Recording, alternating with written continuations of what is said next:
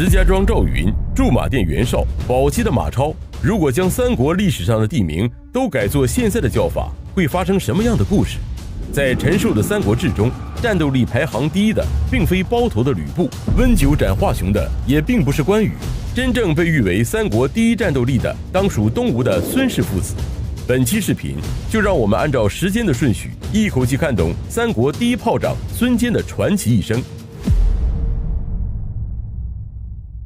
从公元155年出生至公元192年中箭身亡，孙坚享年38岁。作为孙吴政权的重要奠基者之一，孙坚的一生可谓充满了很多传奇故事，但他身上的光环却被一部《三国演义》所掩盖。斩华雄的功劳归了关羽，拜吕布的功绩归了刘关张三兄弟，就连打跑董卓的功劳都被关东联军抢了去。要想了解历史上这位真正的江东猛虎，故事我们还得从头说起。孙坚字文台，今浙江杭州人。孙氏世代都在吴地做官。据史料记载，孙坚出生时，孙氏祖坟都冒出了青烟。孙坚出生后也没有让大家失望，不仅容貌不凡，年纪轻轻的就做了县令。17岁时，孙坚在和父亲乘船前往杭州的路上，恰巧碰到了海盗正在岸边抢劫商人。初生牛犊不怕虎的孙坚二话不说，提起大刀就奔向了岸边，还不时地假装在指挥他人。海盗以为遇到了官兵，于是就上演了孙坚独自一人手提大刀追杀一群海盗的场景。孙坚也因此声名大振，在官府做了一个代理的校尉。公元172年，18岁的孙坚以郡司马的身份召集了1000多名精壮的士兵，会同州郡官兵合力击溃了兴兵作乱、自称阳明皇帝的叛党，因功被任命为县丞。在今后几年的时间里，孙坚又历任了盱眙县和下邳县的县丞。但凡他所上任过的地方，无论同事还是百姓，对孙坚的评价都很高。公元184年，黄巾首领张角在魏郡起事，由于这次起义在8个州同时发生，来势迅猛，所以战火很快便燃遍了整个中原地区。起义军所到之处，焚烧郡县官府，处死地方官员，打得各地官吏抱头鼠窜，刘氏江山摇摇欲坠。东汉朝廷急忙命皇甫嵩和朱俊调动一切可以调动的力量，率先围剿威胁到洛阳安危的黄巾军。从小就喜欢舞枪弄棒的孙坚便趁机招募了精兵1000人，跟随着朱俊南征北战。因为孙坚作战勇猛，不顾生死，所以立下了诸多战功，战后被朝廷任命为别部司马。看过之前视频的小伙伴应该都知道，这个别部司马其实就是个好听的名字，没有正式的编制和实权。公元187年，长沙的欧兴率领1万多人反叛，朝廷将33岁的孙坚任命为长沙太守，命他率军前往平叛。孙坚到达长沙后，先是安抚百姓，之后拣选巡吏，交代他们只需要按照规矩办事，至于郡中的反贼，交给我就可以了。果然，不到1个月的时间，孙坚就打败了欧兴，收复了整个长沙郡的民心。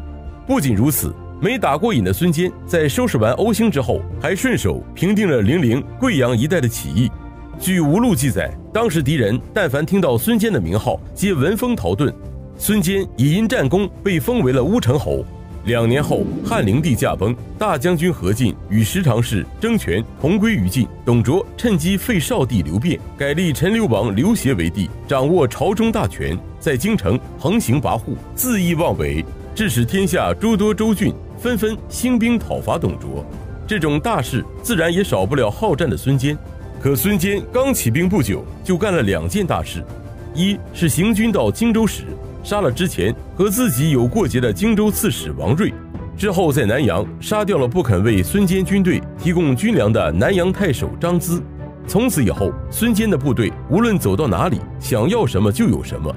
公元190年，孙坚到达鲁阳，与袁术联手，厉兵秣马，准备进军讨伐董卓。董卓听说孙坚要起兵，就派胡轸率军到鲁阳迎战。胡轸见孙坚兵马整齐，纪律严明，斗志旺盛，还没等开始攻城，就撤兵离去。不战而屈人之兵的孙坚因此名声大振。可就在孙坚士气正旺的时候，他却遭遇了讨董战斗中的第一次失败。1年后，孙坚率军攻打洛阳，不慎被徐荣包围，全军溃败。幸亏手下亲信带上孙坚平日里佩戴的头巾，扮成自己孙坚才得以带着10几个骑兵突出了重围。狼狈不堪的孙坚一边收集散兵，一边退守到阳人。董卓听说孙坚大败，于是再次命胡轸、吕布带领5000人马乘胜追击。